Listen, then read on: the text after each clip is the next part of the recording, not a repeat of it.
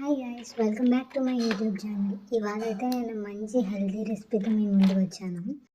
అదే healthy ribbon pakoda. దానికోసం మనం ఫస్ట్ 1 కప్ రాగి పిండి తీసుకోవాలి, 1/4 కప్ బియ్యం పిండి,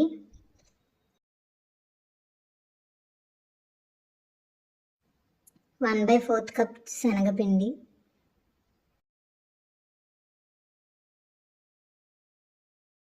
తగినంత ఉప్పు,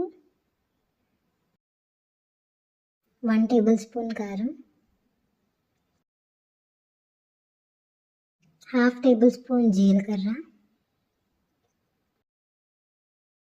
3 టేబుల్ స్పూన్స్ నువ్వులు,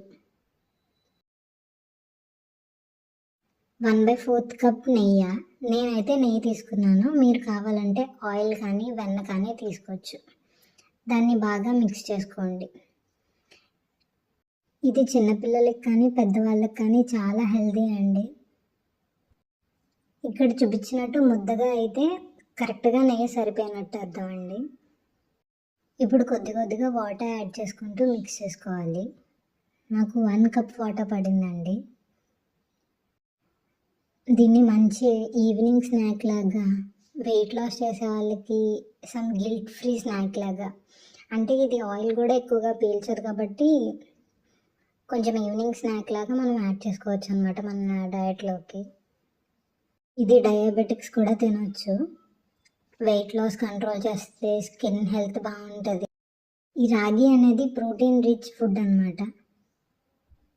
చూడండి, మీరు వాటర్ మిక్స్ చేసుకున్నాక పిండి ఇలా ఉండాలి. ఇప్పుడు జంతికలు బ్రష్ చేసుకునేది తీసుకొని దానిలోకి పిండి యాడ్ చేసుకొని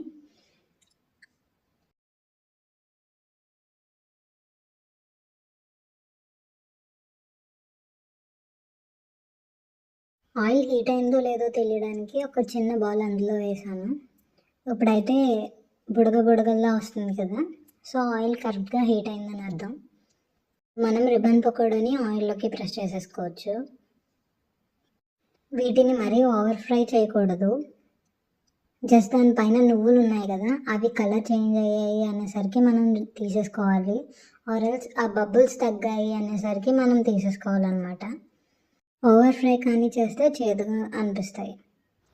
చూడండి గైస్, ఎంత క్రిస్పీగా ఉన్నాయో.